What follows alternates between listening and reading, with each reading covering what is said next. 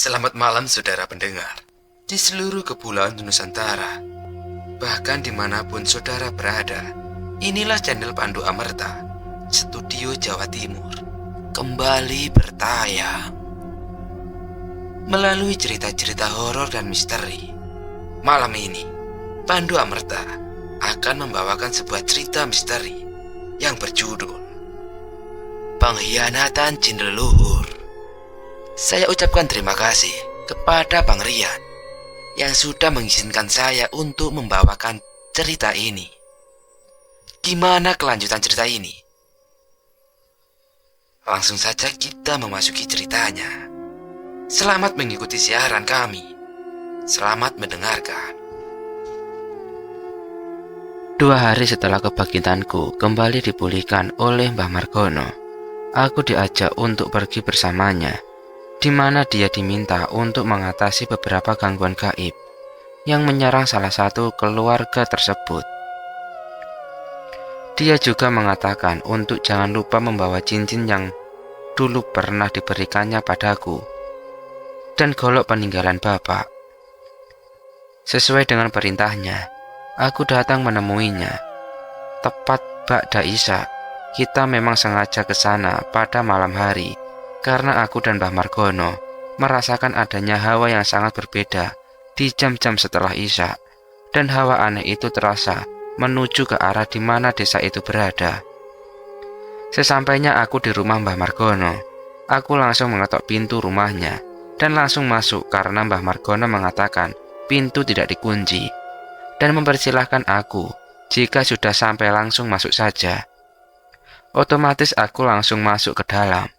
Yang aku kira dia sudah bersiap-siap akan berangkat. Ternyata dia sedang bersantai tiduran di sofa sambil minum kopi hitam dan ngemil kacang rebus. Wah, Yan, sudah datang toh. Sini, duduk dulu. Tanggung, Mbah lagi nonton sinetron ini, ucapnya sambil tiduran di sofa. Loh, Mbah, aku kira udah siap-siap, terus tinggal berangkat saja. Lah kok malah masih santai sih? Tanyaku keheranan sambil meletakkan tas di lantai. Alah Yan, santai saja. Kamu merasakan apa yang aku rasakan kan? Hawa ini hanya pemanasan, nggak bakal nembus itu yang dikirim. Nggak bakal jebol tembok yang Mbah buat kemarin, ucapnya santai sembari menyeruput kopi. Loh, Mbah, sudah pergi ke sana toh? Aku kira baru saja akan pergi pertama ini, tanyaku heran. Ternyata Mbah Margono sudah ke lokasi beberapa hari yang lalu sebelum pulang. Mbah Margono juga sebenarnya secara tidak kebetulan menolong orang tersebut.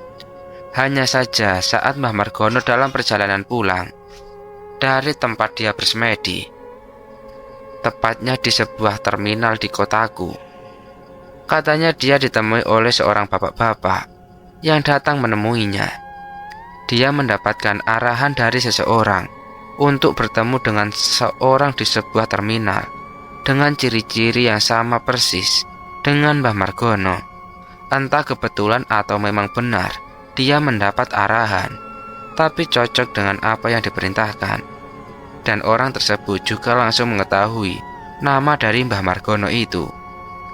Dan saat itu juga Mbah Margono langsung menanyainya. Akhirnya mereka pun saling berbincang. Dan pada intinya, orang itu diperintahkan untuk menemui Mbah Margono untuk membantunya menyembuhkan anaknya yang menjadi korban santet dari teman kerjanya, yang membuat anaknya menderita kelumpuhan hingga seperti orang yang sudah tidak bisa apa-apa.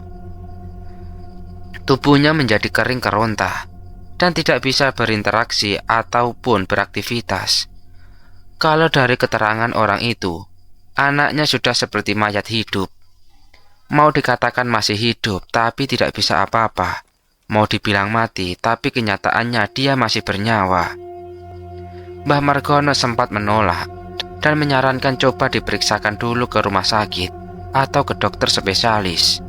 Namun kata Mbah Margono, orang itu sudah melakukan segala cara dari dokter spesialis, dokter umum, rumah sakit, hingga dia kehilangan cukup banyak biaya untuk berobat anaknya itu. Namun sama sekali tidak ada perubahan. Dan justru keterangan dari dokter dan rumah sakit menyatakan kalau anaknya itu sebenarnya dalam kondisi sehat dan tidak mengalami gangguan apapun. Dokter dan rumah sakit yang memeriksanya pun cukup kebingungan dengan apa yang dialami oleh anak orang tersebut. Nah, dari berobatnya yang terakhir itulah dia disarankan untuk bertemu dengan Mbah Margono. Dan sepertinya dokter yang menyarankan itu dulu pernah berobat juga atau meminta pertolongan pada Mbah Margono. Makanya dia berani merekomendasikan Mbah Margono. Setelah mendapatkan keterangan dari Mbah Margono, aku bertanya padanya, sebenarnya kita mau ke desa mana? Apakah jauh atau tidak? Soalnya dari tadi saat aku menggali informasi dari Mbah Margono, dia terlihat sangat santai. Hingga saat kutanyai lokasinya berada di mana, aku menjadi sedikit kesal dengan Mbah Margono. Jarak desa itu dari desa kami ternyata cukup jauh, yaitu sekitar 2 jaman. Sedangkan sekarang jam sudah menunjukkan pukul 8:30 malam. Terus mau sampai sana jam berapa? Belum lagi prosesi di sana. Aku sempat protes karena besok aku masih berangkat kerja. Iya, ini Mbak ganti baju dulu. Iya, kamu gak lupa kan apa yang Mbak pesan? Cincin sama golok peninggalan bapakmu, tanya Mbah Margono sambil bangkit dari sofanya. Iya Mbah, gak lupa kok. Sudah siap semuanya pokoknya ini, di dalam tas. Tinggal yang menyuruh saja ini yang belum siap, jawabku sedikit jutek. Iya, udah gak usah ngambek gitu loh. Ini Simba ganti langsung loh. Simba hanya mengingatkan kamu soal Sinta yang belum balik. Terus Aruna sudah gak ada. Sambil berlalu Mbah Margono mengingatkanku. Sebenarnya sedikit terkejut dengan apa yang disampaikan Mbah Margono tentang mengingatkan Aruna dan Sinta. Ya, mereka sekarang tidak ada di sampingku untuk menjaga seperti dulu. Mungkin Sinta masih akan kembali, tapi Aruna dia sudah tidak akan pernah kembali lagi. Dia telah gugur saat pertempuran bersama Bajra saat itu. Dan aku yakinkan pengorbanan dia tidak akan pernah aku lupakan sampai kapanpun. Dia akan selalu ada di ingatan ini. Sedangkan Sinta, dia meminta izin padaku untuk ke suatu tempat dulu, entah sampai kapan dan untuk apa. Yang jelas dia pergi meminta izinku setelah kemenangan menaklukkan Bajra. Ya, pertempuran itu benar-benar tidak akan pernah aku lupakan. Cukup banyak yang gugur saat itu, baik dari pasukan yang dibawa Sinta maupun pasukanku yang berasal dari bapak. Cukup sedikit pembahasan tentang akhir dari peperangan itu. Tak berselang lama, Mbah Margono keluar dari kamarnya dan sudah siap untuk pergi ke desa yang akan kita tuju. Mbah Margono memerintahkan Ningrum untuk ikut bersama kita. Siapa tahu nanti kita butuh bantuannya. Karena kesetiaan Ningrum dan takut terjadi apa-apa dengan Mbah Margono, dia dengan sigap langsung bersedia ikut. Seperti biasa, kita berangkat ke lokasi dengan menggunakan motorku, motor Vixen biru, yang biasa aku bawa kemanapun aku pergi. Sudah banyak cerita terjadi bersama dengan motor ini, dan kali ini juga akan menambah cerita bersamaku dan Mbah Margono. Di dalam perjalanan, suasana atau hawa yang terasa semakin panas. Aura yang tadinya terasa biasa saja, semakin malam semakin terasa kuat. Mbah Margono yakin sesuatu yang dikirimkan semakin banyak dan semakin kuat. Ning, kamu buruan ke sana duluan. Pantau keadaan rumah kemarin. Sekarang ini seperti apa? Kalau ada yang jebol, langsung diamankan, ucap Mbah Margono kepada Ningrum. Beberapa kilatan cahaya sempat lewat di atas kepala kami. Api mantra terlihat seperti mengikuti Ningrum dari kejauhan. Sepertinya cukup menegangkan. Soalnya biasanya Abi Mantra akan ikut membantu jika memang keadaannya sedikit sulit. Apakah malah hari ini juga akan terjadi pertempuran? Apakah aku siap dengan apa yang akan dihadapi nanti? Atau mungkin karena aku belum siap makanya Abi Mantra datang untuk membantuku nanti? Kedatangan Abirama malah membuatku merasa sedikit gugup.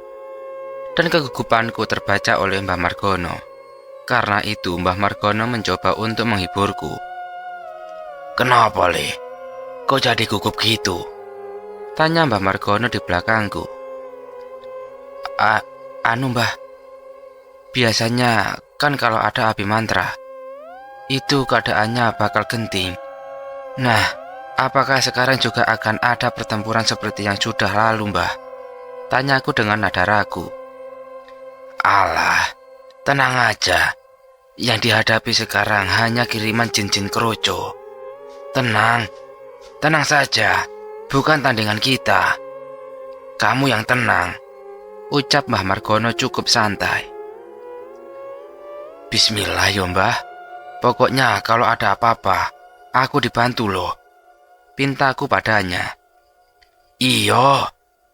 Udah, yang tenang, jawabnya tegas. Setelah beberapa menit perjalanan, bukan menit sih, lebih tepatnya 1 jam 40 menit perjalanan, kita pun akhirnya hampir sampai di rumah di mana kita tuju. Beberapa meter menjelang kita sampai, keadaan di luar rumah terlihat sangatlah ramai. Mereka yang dikirim oleh seorang dukun ilmu hitam sedang beramai-ramai mencari celah di mana bisa masuk ke rumah yang sudah dibentengi oleh Mbah Margono ini. Ningrum terlihat sedang memantau dari kejauhan, sesuai dengan apa yang diperintahkan oleh Mbah Margono. Melihat keadaan yang ramai dari mereka, yang tidak masuk, terdengar sedikit tawa dari Mbah Margono sambil menepuk pundakku dan menunjuk ke arah mereka, seolah memberitahu apa yang dikatakannya benar. Sosok itu semakin terlihat jelas. Sekumpulan kuntilanak, genderuwo, dan banaspati terus melingkar mengelilingi rumah itu, mencari celah untuk masuk. Keadaan desa saat itu sudah sepi, karena kita sampai di sana sudah hampir pukul 11, di mana orang-orang akan bersiap untuk tidur mengistirahatkan tubuh mereka yang kelelahan karena beraktivitas pada hari ini. Sesampainya kita di depan pagar rumah orang yang kita tuju, terlihat wajah sinis dan benci tertuju pada kita. Dan ketika melihat kita dapat masuk ke dalam rumah itu, ekspresi mereka cukup brutal dengan terus memaksa untuk ikut masuk. Assalamualaikum, ucapku turun dari motor dan melihat Mbah Margono masih melihat ke arah mereka yang ingin masuk. Waalaikumsalam, terdengar jawaban dari balik pintu, sembari diikuti suara kunci pintu yang terbuka. Wah, akhirnya datang. Sudah saya tunggu dari tadi, ucap seorang yang membuka pintu itu terlihat senang. Iya ini Pak Wahyu. Mohon maaf, ini baru saja menunggu anak ini, jadi sedikit lama, ucap Mbah Margono sambil melirikku tersenyum. Alah, sudah tidak apa-apa. Yang penting sudah sampai di sini. Monggo, masuk, jawab Pak Wahyu lega. Iya, permisi, ucap Mbah Margono sembari kita memasuki rumah.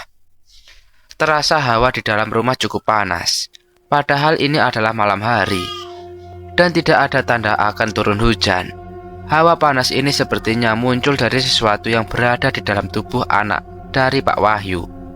Oh iya, ini Pak Wahyu adalah seseorang yang menemui Mbah Margono waktu berada di terminal tempo hari. Kita langsung diarahkan untuk memasuki ruangan tengah, di mana anak dari Pak Wahyu ini tergeletak di depan TV, dan kondisinya cukup memilukan dibanding dengan yang diceritakan Pak Wahyu sebelum anaknya menjadi sakit seperti ini. Anak yang dulu bertubuh cukup bugar dan sehat, kini hanya seperti tulang diselimuti kulit, dan benar-benar terlihat seperti mayat hidup, karena muka dari anak Pak Wahyu ini cukup pucat. Mbah Margono menceritakan kalau separuh sukma yang dimiliki anak ini dibawa oleh sosok yang diperintahkan untuk mengerjainya. Menurut penjelasan dari Pak Wahyu, anaknya ini menjadi begini karena perselisihan di dunia kerja. Anaknya ini sebenarnya adalah pekerja di luar kota, alias dia pergi merantau untuk mencari pengalaman. Dalam kinerjanya, dalam pekerjaan dia terkenal cukup cekatan dan rajin. Bos yang mempekerjakannya pun merasakan kepuasan atas kinerjanya. Oleh sebab itu, beberapa tanggung jawab yang cukup ini mulai diserahkan padanya. Nah, mungkin karena ada yang tidak suka dengan dia, makanya ada yang main dengan ilmu hitam untuk mengerjai anak Pak Wahyu ini. Mbah Margono hanya menjelaskan bahwa anak ini tidak akan diganggu hingga mati. Orang yang mengirim penyakit ini hanya membuatnya seperti ini. Memang sengaja dibuat tidak bisa apa-apa supaya tersiksa. Dalam batinku masih saja ada yang tidak suka dengan kesuksesan dari seseorang. Dan masih banyak orang egois yang tidak tahu apa-apa, tapi menginginkan hal yang lebih dari apa yang dikerjakannya. Berhubung waktu sudah mulai larut, kita pun mulai proses untuk menghilangkan sesuatu yang berada di dalam tubuh anak Pak Wahyu, dan berusaha menarik sukma yang diculik untuk dikembalikan ke dalam tubuh yang semakin lama semakin mengurus ini. Yan, kamu di sini saja. Fokus sama apa yang ada di dalam badan anak ini. Kalau sudah jelas apa yang ada di dalam sana, langsung saja tarik keluar. Simbah akan keluar rumah, nyari barang yang ditanam di sekitar rumah ini. Mbah Margono memberi instruksi dan arahan padaku. Iya mbah, siap. Tapi nanti kalau ada apa-apa, aku dibantuin loh, jawabku sambil meminta kepastian darinya. Iya, yang tenang. Simbah ngajak kamu, yo Simbah harus tanggung jawab sama apa yang terjadi sama kamu. Mbah jamin keselamatanmu, jawabnya sambil berlaru keluar. Oh iya, golok sama cincinmu dipakai buat jaga-jaga, imbuhnya dari luar rumah.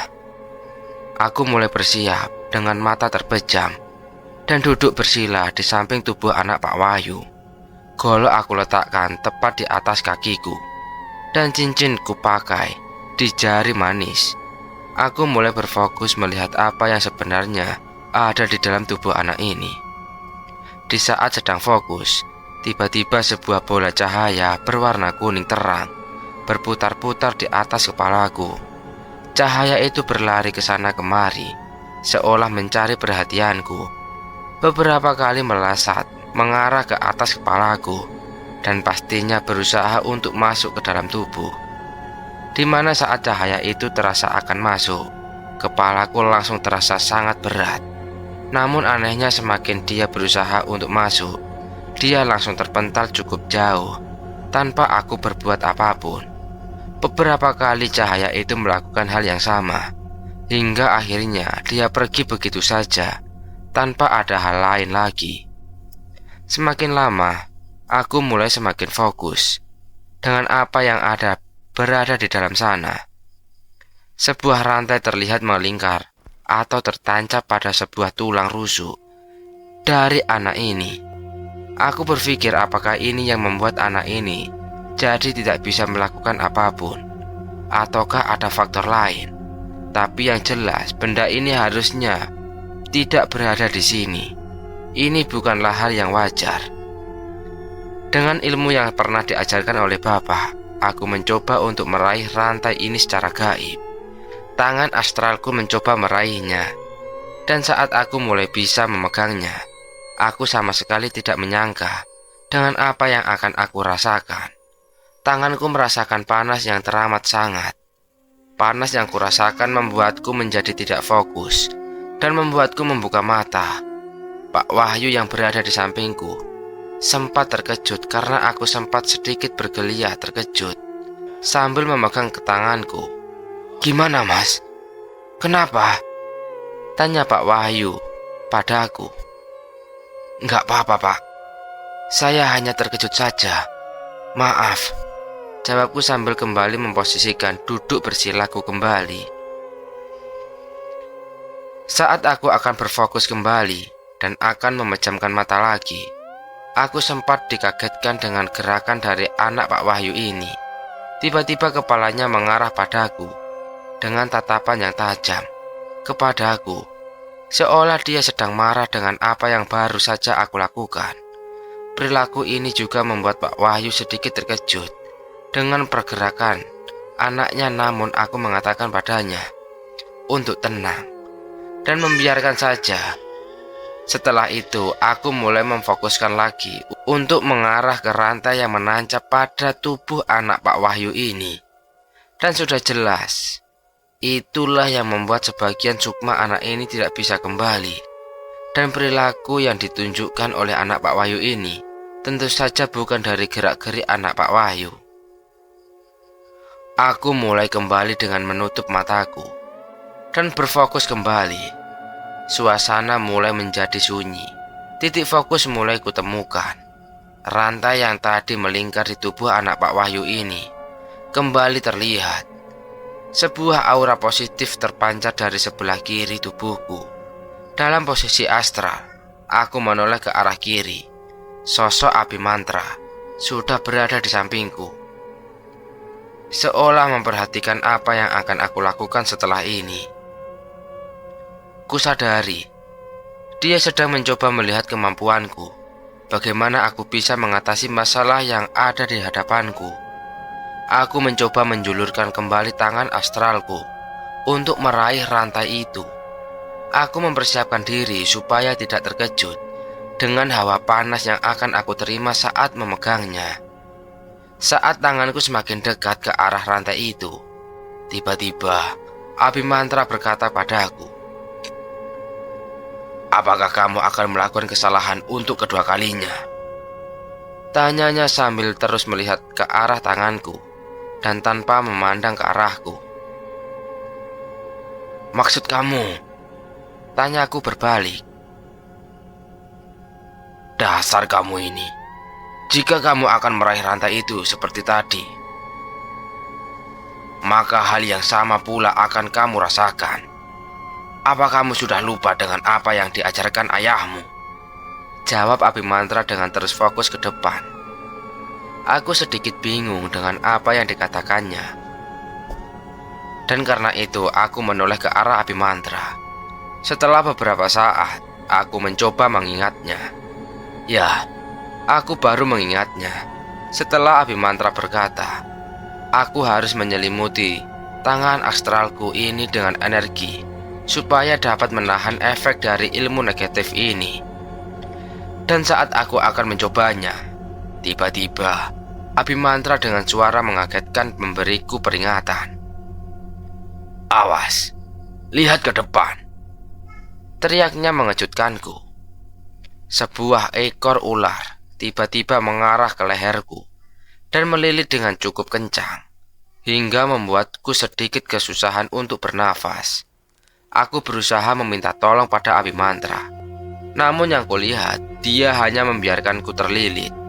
Mungkin ini cara dia mengajarkanku supaya bisa terlepas dari suatu masalah secara mandiri. Aku mencoba mengarahkan cincin yang aku pakai ke arah ekor ular ini. Terlihat ekor ular ini mulai menggeliat, seolah kepanasan merasakan efek yang keluar dari dalam cincinku itu. Dan perlahan lilitan itu mulai merenggang. Dengan cepat aku melepaskan lilitan ular itu dan berhasil. Ular yang terlepas itu merangsak masuk ke sela-sela tulang rusuk dari anak Pak Wahyu. Ya, aku mulai memahami. Lilitan rantai yang mengitari tubuh anak Pak Wahyu ini ternyata ada hubungannya dengan ular itu. Di sanalah pusatnya. Aku mulai mengarahkan jari telunjuk yang kurekatkan dengan jari tengahku untuk aku lapisi dengan sebuah energi supaya bisa menembus masuk ke dalam sela-sela tulang rusuk. Aku melihat ekspresi dari anak Pak Wahyu seolah gusar dan hendak untuk pergi. Namun dengan kondisi seperti itu, tidaklah mungkin, dan jelas itu bukanlah sosok anak Pak Wahyu yang sebenarnya. Aku tusukkan jariku yang sudah aku lapisi tadi ke arah di mana ular tadi masuk. Ekspresi wajah kesakitan dari anak Pak Wahyu terlihat sangat jelas. Tubuh yang tadinya hanya bisa terbaring, kini mulai bergeliat seolah ingin melepaskan diri dari jariku ini. Sedikit terdengar suara hela nafas dari Abi Mantra, seolah lega melihat apa yang telah aku lakukan. Ular yang tadi sudah masuk ke dalam sela-sela tulang rusuk kembali merangsak keluar, dibarengi dengan tubuh anak Pak Wahyu yang terlihat menggeliat sambil merintih seolah kesakitan. Melihat kepala dari ular itu mulai keluar, Abi Mantra tanpa perintahku langsung menarik keluar dengan tangannya. Dia tarik kepala ular itu hingga akhirnya hampir seluruhnya keluar. Dan saat hampir ekor dari ular itu keluar, Abi Mantra mengatakan, "Setelah tubuh ular ini seluruhnya keluar, segera kamu raih rantai yang menancap di tulang rusuk itu. Sebab ular inilah yang menjadi kunci atau segel dari rantai yang berada di sana," terang Abi Mantra. Aku mengangguk pada Abi Mantra, tanda aku memahaminya. Dan saat ular itu benar-benar mulai terlepas total, segera aku raih rantai yang menancap di tulang rusuk itu. Benar, apabila aku tidak segera meraihnya, rantai ini akan terlepas dan segera melesat pergi dari tubuh anak Pak Wahyu ini. Dan apabila itu terjadi, kita akan kesulitan untuk melacak di mana separuh dari sukma anak ini disembunyikan. Aku tidak mau kejadian yang menimpa Salma berulang kembali. Memang beda kasus, tapi hampir sedikit sama. Dimana kalau dalam kasus Salma, dia dengan sukarela awalnya pergi ke alam itu untuk bermain dengan teman astralnya, hingga pada akhirnya dia terpengaruh untuk tetap berada di sana yang dijaga oleh jin penunggu desa. Dan apabila kita memaksa untuk dikembalikan di raga aslinya, itu akan memancing kemarahan dari jin penunggu desa yang akan berakibat pada seluruh warga. Dan sedangkan untuk kasus dari anak Pak Wahyu ini, separuh sukmanya ditawan di tempat yang kita tidak tahu berada di mana. Hanya rantai ini yang bisa menuntun kita nantinya. Urai rantai yang sudah siap akan lepas dari tulang itu. Dengan sigap segera aku genggam dengan erat.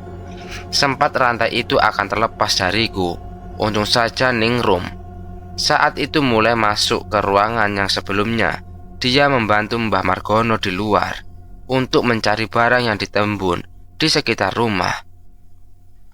Berkat Ningrum, rantai ini berhasil aku genggam. Tubuh dari anak Pak Wahyu mulai mereda dan tenang. Ningrum memberi instruksi padaku untuk tetap menahannya hingga Mbah Margono kembali. Menahan rantai ini tidaklah mudah seperti menahan rantai biasa. Di lain sifat energi yang terus menguras, rantai ini juga seolah memiliki keinginan untuk melepaskan diri. Benda itu seolah memberontak ke sana dan kemari. Aku dan Ningrum berusaha sekuat tenaga kita untuk membuatnya tetap berada di sini. Sedangkan Abi Mantra membawa ular yang tadi berhasil kita tarik untuk dibawa entah kemana olehnya. Tak berselang lama, kulihat tubuh astral Mbah Margono mulai menghampiri kita. Dan sedikit mengejutkan, dia tidak datang sendiri, melainkan dengan menyeret beberapa makhluk yang terlihat meminta ampun darinya. Kalau dilihat sosok yang dibawa oleh Mbah Margono ini adalah sosok manusia biasa, atau bisa disebut dengan arwah atau sukma. "Ampun Tuan, jangan siksa kami.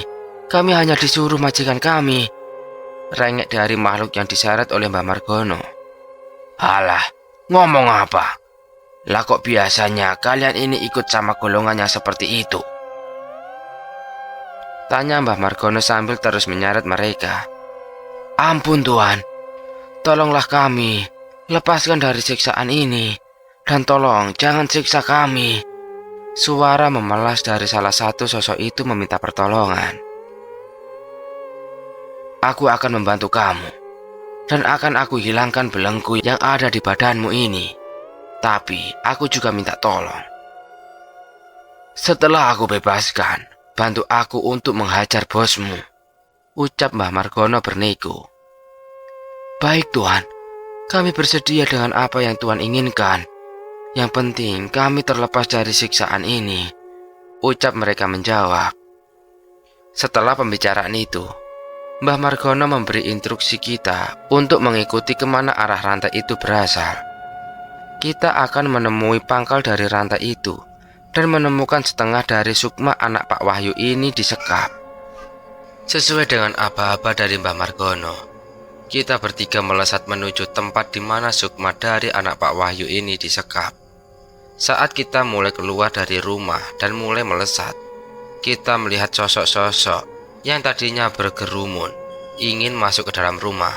Mereka langsung bubar menyebar ke segala arah. Seolah ketakutan, mereka langsung pergi begitu saja entah kemana. Karena Mbah Margono yang menyeret bagian dari mereka, atau sudah mengetahui kalau mereka sudah mulai akan kalah, dengan ditandai oleh kita berhasil melepas rantai yang membelenggu raga dari anak Pak Wahyu. Aku yang berada di belakang Mbah Margono hanya mengikutinya saja, dan sepertinya kita diarahkan menuju langsung ke arah rumah dari si pengirim gangguan ini. Ya, kita akan kembali berhadapan dengan dukun ilmu hitam lagi. Tapi kali ini bukan dukun yang memang memiliki keahlian yang tinggi.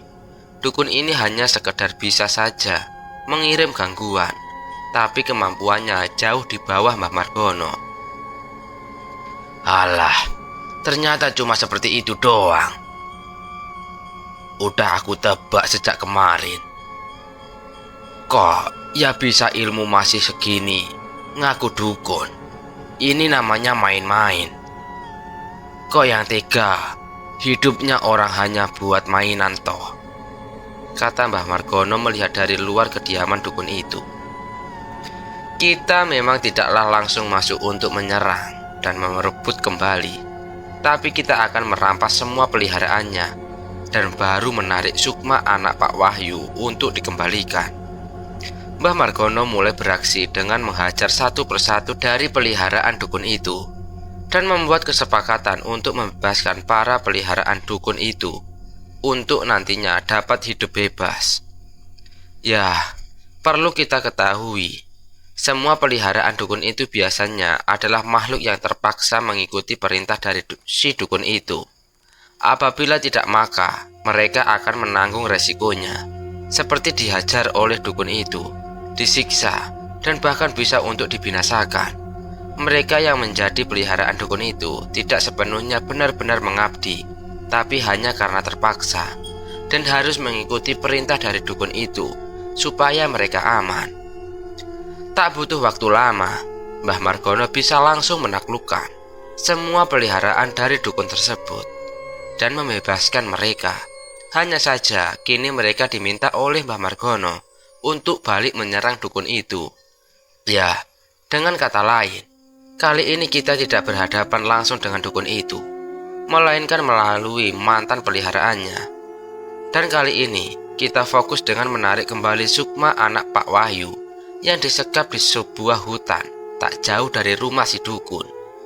Anak itu seolah sedang mencari jalan untuk pulang, namun sama sekali tidak dapat menemukannya. Kita pun mendatangi anak tersebut dan membawanya kembali ke raga di mana semestinya dia berada. Dengan cepat kami pun kembali ke rumah Pak Wahyu. Dia terlihat sedikit panik karena melihat anaknya yang menjadi lemah setelah tadi menggeliat sangat kuat. Sesampainya di rumah Pak Wahyu, kita pun kembali ke raga kita lagi. Perlahan aku membuka mataku dan melihat ternyata Mbah Margono sudah duduk bersila di belakangku dan juga mulai membuka matanya. Sudah Pak, sekarang sudah selesai. Anak Bapak sudah kembali. Coba ini, airnya diusapkan di rambut sama keningnya. Sambil menyodorkan air, Mbah Margono memberi arahan. Iya Pak. Sambil meraih air pemberian Mbah Margono, Kemudian dia usap ke rambut dan dahi anaknya. Dan setelah air itu selesai diusapkan, anak Pak Wahyu pun langsung terperanjat bangun dari posisi tidurnya. Dan dengan keadaan linglung, dia melihat ke sekelilingnya. Kemudian tak lama dari itu, tangis dari anak Pak Wahyu keluar sambil memeluk erat Pak Wahyu.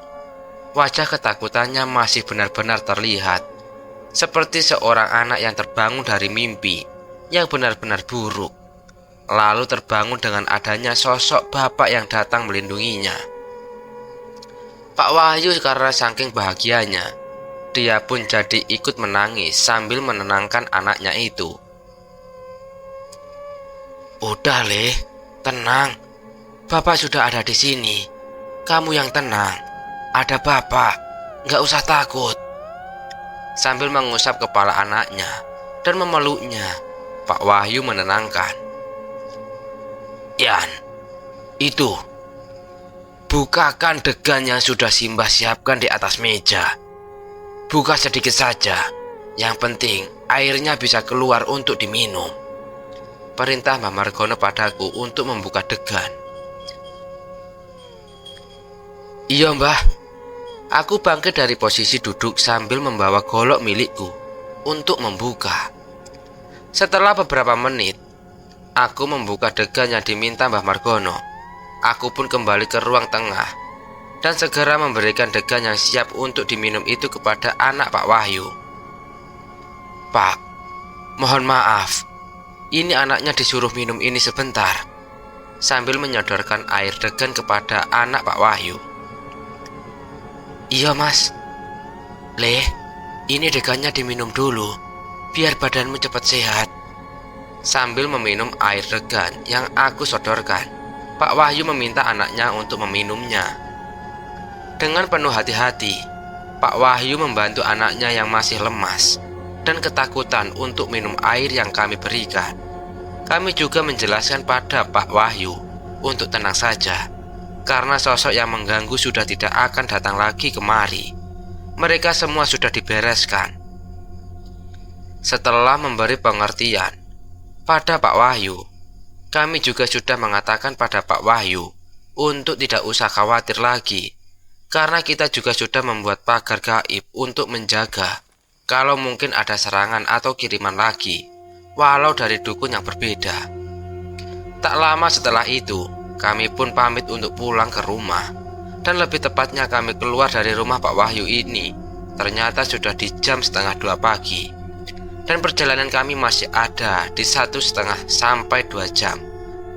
Itu tandanya hari ini aku tidak akan tidur, karena sampai di rumah pasti sudah waktunya untuk sholat subuh. Dan setelah itu harus segera bersiap-siap untuk berangkat kerja. Di perjalanan aku hanya diam saja. Saat diajak ngobrol Mbah Margono, masih ada rasa kesal karena ulahnya tadi yang tidak cepat-cepat berangkat membuat kita menjadi kemalaman. Dan berimbas aku tidak beristirahat pada malam hari ini. Kenapa Toyan? Kok diam saja? Simbah ajak ngobrol loh. Dengan nada kesal Mbah Margono bertanya. Enggak Mbah, enggak apa-apa. Jutek aku membalasnya. Alah, gitu aja marah loh. Habis ini sampai rumah kan bisa tidur toh. Jawab Mbah Margono yang tahu kalau aku sedang ngambek karena ulahnya. Mau tidur gimana Mbah? Sekarang saja sudah jam berapa? Nanti sampai rumah itu sudah subuh. Aku habis itu langsung bersih-bersih. Habis itu lagi siap-siap untuk berangkat kerja. Terus kapan aku istirahat? Jawabku protes sambil menjelaskan. Hehehe, iya Yoyan. Ya sudahlah, Mbah minta maaf. Mbah lupa kalau kamu juga harus bekerja besok pagi. Dengan cengengesan, Mbah Margono menjawab. Karena sedikit kesal dengan apa yang menjadi jawaban Mbah Margono. Tanpa peringatan, langsung kutancap gas motorku dengan kecepatan tinggi yang membuat tubuh Mbah Margono seperti akan terjatuh ke belakang. Dalam batinku, Aku terkekeh, namun biarkan sajalah. Habisnya kesal. Dan saat sedang mengerjai Mbah Margono, tiba-tiba brak! Kita berdua tersungkur ke jalan yang berlubang. Ya memang, sepanjang jalan menuju ke rumah Pak Wahyu memang berlubang. Ada juga yang hingga aspalnya sudah menghilang, hingga menampakkan jalan batuan yang tidak tertutup aspal.